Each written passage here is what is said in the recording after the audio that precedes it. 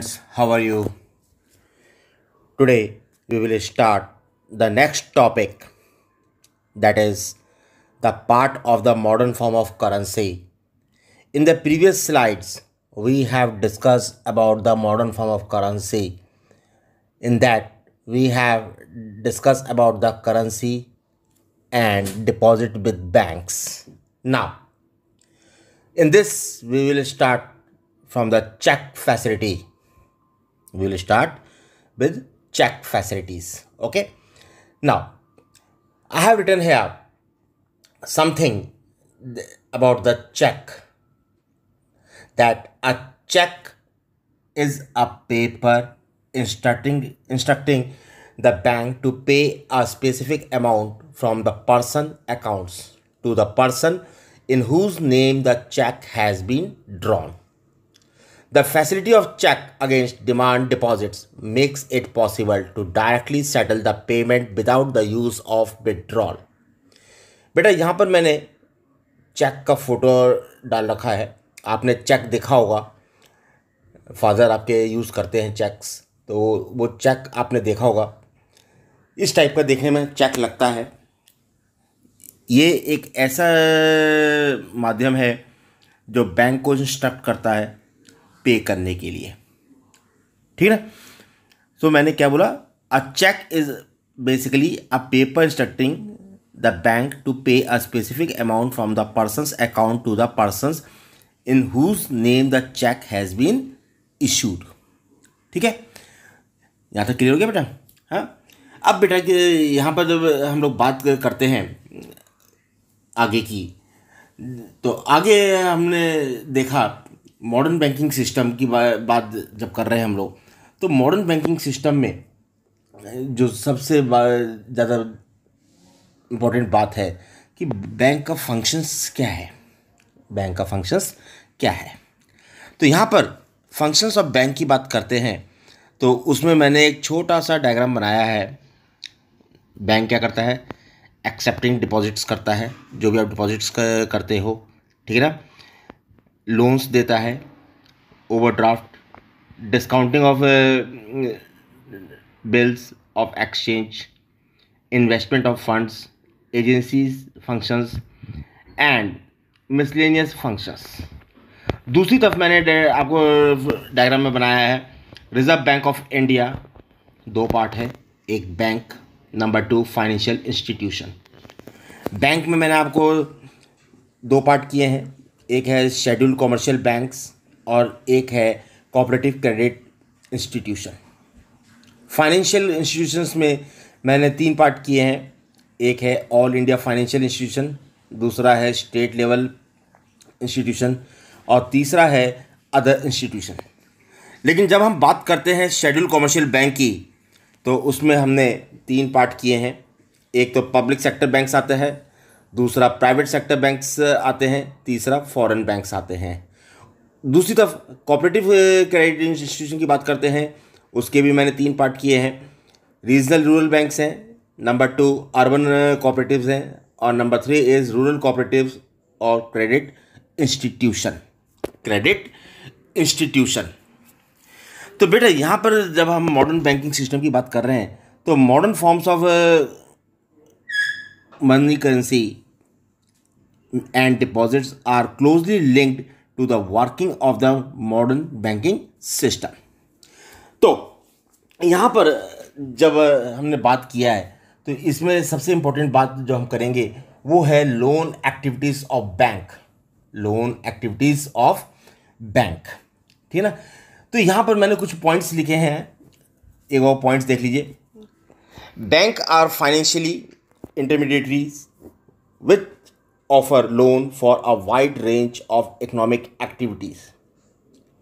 ज़्यादातर हम लोग बैंक से लोन लेते हैं. आपने देखा होगा, कोई भी छोटे मोटे अगर बिज़नेस शुरू करना होता है या कोई भी काम करना होता है या कोई चीज़ खरीदनी होती है, उसके लिए हम लोग बैंक से लोन लेते हैं. ठीक है ना. तो मैंने पहले लिखा है they keep small portion of the deposits with them as cash. ठीक है ना. आप जब भी बैंक में जाते हैं आपको कैश रेडी मिलता है. ठीक है ना. Number 2, these deposits are used to offer loans to the borrowers. The bank thus intermediate between those who have surplus funds, that is depositors, and those who are in need of the funds, borrowers. आपने देखा होगा bank में लोग पैसा भी जमा कराते हैं और बैंक से लोग पैसा निकालते भी हैं। जिनके पास सरप्लस अमाउंट है वो वहाँ पर पैसा जमा करा देते हैं, जिनको ज़रूरत होती है वो वहाँ से पैसा निकाल लेते हैं। तो ये लेन देन की प्रक्रिया बैंक में चलती रहती है। बचपन में आपने गेम भी खेला होगा, मनी गेम आपने खेला होगा। एक गेम आता था पहले, बैंकिंग का गेम आता था जिसमें हाउस बनाना, और ये मनी गेम बोलते हैं, बिजनेस गेम बोलते हैं, वो खेला होगा आपने, ठीक है ना। थर्ड पॉइंट मैंने लिखा है, bank charge a higher interest rate on loans than what they offer on deposits. इस लाइन को जरा ध्यान से समझ लीजिए। छोटा सा एग्जांपल मैं देता हूँ। मुझे बैंक से लोन चाहिए, मैंने लोन लिया, तो बैंक कितने परसेंट का इंटरेस्ट हमसे लेगी? अप्रॉक्स मान के चलिए 13%, 14%, 15%, 16%, डिपेंड करता है प्राइवेट बैंक है या गवर्नमेंट बैंक है, ठीक है ना। लेकिन अगर आपने बैंक में पैसा डिपॉजिट किया है तो उसका इंटरेस्ट क्या मिलता है?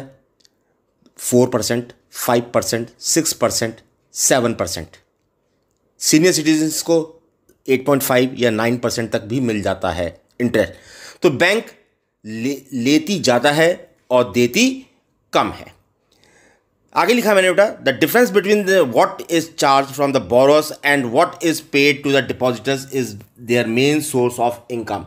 तो बैंक की इनकम क्या हुई? बैंक की इनकम क्या हुई भाई? जब लोन लिया हमने तो बैंक हमसे इंटरेस्ट ले रही है, एग्जाम्पल के तौर पे मान के चलिए 13% का ले रही है हमसे, ठीक है ना। और बैंक में पैसा डिपॉजिट किया तो हमको इंटरेस्ट कितना दे रही है? 6% का दे रही है या 7% का दे रही है।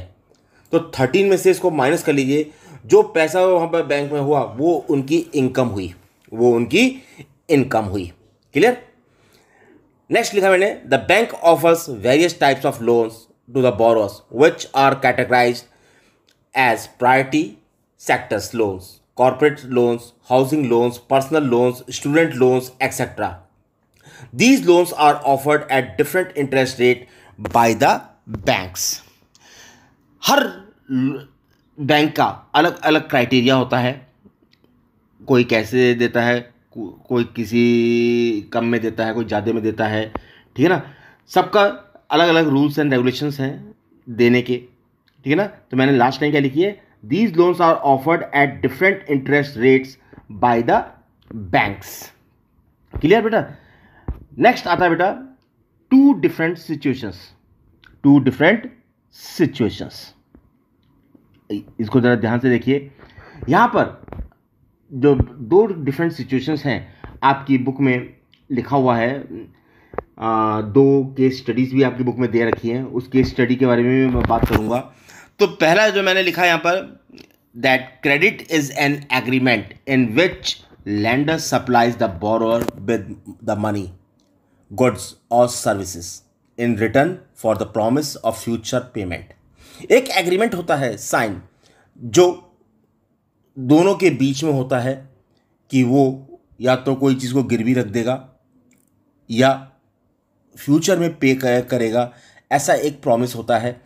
Availing credit can affect a person or an organization either positively or negatively as explained below. अब देखिए मैंने क्या लिखा है, suppose an entrepreneur obtain credit from bank to meet the working capital need of production. मान लीजिए कोई एक बिजनेसमैन है, उसको बैंक से पैसा चाहिए, ठीक है ना, अपने प्रोडक्शन के लिए। The credit helps him to meet the ongoing expenses of production, complete production on time and thereby increase his earning. So credit has positively affected the entrepreneur, ठीक है ना। एंटरप्रेन्योर को आराम से दे सकता है, ठीक है ना। Number 2, suppose a small farmer avail credit from bank और you can say money lender, यहाँ पर मैं मनी लेंडर बोलूँगा, बैंक नहीं बोलूँगा, money lender to meet the expense of cultivation, the crop is hit by pest and fails. भाई एक farmer ने बैंक से ये लोन लिया है, ठीक है ना, लेकिन पहले मनी लेंडर से लिया करते थे। तो यहाँ पर मैंने मनी लेंडर लिखा है तो मैं मनी लेंडर ही बोलूँगा। तो मनी लेंडर से लिया करते थे, लेकिन बाई चांस जो प्रोडक्शन हुआ, जो खेती हो रही है, उसमें कीड़े लग गए और वो ख़राब हो गई, ठीक है ना। ऐसी स्थिति में क्या होता है, the farmer is unable to repay back the loans and the डेप्ट grows over the year into a large amount. वो उसको चुका नहीं पाता, नेक्स्ट टाइम फिर जरूरत पड़ती है उसको, तो उसका जो डेप्ट है वो ग्रो करता रहता है, कर्ज बढ़ता रहता है। The farmer is caught in a डेप्ट ट्रैप, कर्ज में डूब जाता है, कर्ज में डूब जाता है, ठीक है ना। He has to sell off his land to repay the डेप्ट and he is worse off than before in this instance. अब ऐसी स्थिति में उसके पास एक ही चारा बचता है कि वो अपने खेत को बेच दे, अपने खेत को बेच दे। Credit has affected the farmer negatively. ये बहुत गलत चीज़ हुई कि किसान को ब्याज चुकाने के लिए या कर्ज चुकाने के लिए आखिरकार अपने खेतों को बेचना पड़ जाता है, अपने खेतों को बेचना पड़ जाता है। क्लियर बेटा, यहाँ तक क्लियर हो गया होगा, ठीक है। इसमें बेटा अब एक बात मैं आपको कहूँगा कि आपकी बुक में 2 केस स्टडीज दी हुई हैं, बल्कि आपने देखा होगा एक ही केस स्टडी है, केस ऑफ सलीम की। मैं उसको ऐसे ही समझा दूं आपको। फेस्टिव सीजन का समय चल रहा था, सलीम एक शू मैन्युफैक्चर है, ठीक ना, और वो शूज़ बनाता है। तो एक शू मैन्युफैक्चर की तरफ से सलीम के पास एक बहुत बड़ा ऑर्डर आया 3000 पेयर शूज़ का बनाने का, और उसको 1 महीने का समय दिया गया, ठीक है। अब उसको पूरा करने के लिए सलीम को कुछ वर्कर्स हायर करने थे जो स्टिचिंग करे, पेस्टिंग करे, ठीक है। इसके लिए उसको बहुत सारा रॉ मटेरियल का ज़रूरत था। अब इन सारी चीज़ों को पूरा करने के लिए सलीम के पास 2 सोर्सेस थे। पहला, वो लेदर सप्लायर से कांटेक्ट करे और उससे कहे कि आप हमें लेदर दे दीजिए और मैं प्रॉमिस करता हूं कि मैं आपको ऑर्डर पूरा होने के बाद आपको पे कर दूंगा। नंबर 2, वो बैंक से या बड़े बड़े ट्रेडर से एडवांस पेमेंट ले सकता है और उनको प्रॉमिस करेगा कि वो मंथ के एंड में जब उसकी सेल हो जाएगी, जब उसका ऑर्डर पूरा हो जाएगा, उसके बाद पैसा आ जाएगा, तो वो उसको पे कर देगा, और ऐसा ही हुआ। सलीम ने अपना ऑर्डर डिलीवर किया और उसको बहुत बड़ा प्रॉफिट हुआ और उसने उसको रीपे कर दिया। क्या कर दिया? उसको रीपे कर दिया, ठीक है ना। दूसरा जो केस स्टडी आपके उसमें लिखा हुआ है वो है स्वप्ना प्रॉब्लम्स की। स्वप्ना जो है एक छोटी फार्मर है, वो मूंगफली ग्राउंडनट उगाती है, ग्रो करती है अपने 3 एकर्स लैंड में। उसने लोन लिया मनी लेंडर से ताकि कल्टीवेशन में मदद हो सके, ठीक है ना, hoping that her harvest would help repay the loan. ये उम्मीद से उसने बोरो किया कि जो हार्वेस्टिंग हो रही होगी उससे मैं अपना जो लोन है उसको रीपे कर दूंगी। लेकिन किसी कारणवश बीच में फसल को वो कीड़ा खा गया, फसल बर्बाद हो गई। दो Sapna sprays her crops with expensive pesticides, जबकि उसने बहुत महंगे कीटनाशक दवाइयाँ उसमें डाली थी। It makes the little difference, लेकिन उसका कोई खास फर्क नहीं पड़ा। She is unable to repay the money lender and the डेप्ट grows over the year into a large amount. समय बीतता गया और कुछ सालों में या 1 साल में वो बढ़ता गया, लोन का अमाउंट बढ़ता गया, जो कर्ज था वो बढ़ता गया। Next year Swapna take a fresh loan for cultivation. अगले साल फिर से उसने लोन लिया। It is a normal crop in this year. उस समय फसल ठीक है, खास अच्छी नहीं लेकिन ठीक है, नॉर्मल क्रॉप हुई। But the earning are not enough to cover the old loan. लेकिन इतनी अर्निंग नहीं हुई कि पुराना लोन भी चुक जाए और नया भी चुक जाए, वो कर्ज में डूब गई और इसकी वजह से उसको अपनी जमीन का कुछ हिस्सा बेचना पड़ा ताकि वो कर्ज चुका दे, ठीक है ना। तो in this situation because of crop failure credit pushes Swapna into a डेब्ट trap. Her condition become worse than before. ठीक है बेटा, यहां तक क्लियर हो गया। तो बेटा अब हम नेक्स्ट स्लाइड में बात करेंगे टर्म ऑफ क्रेडिट की। Thank you.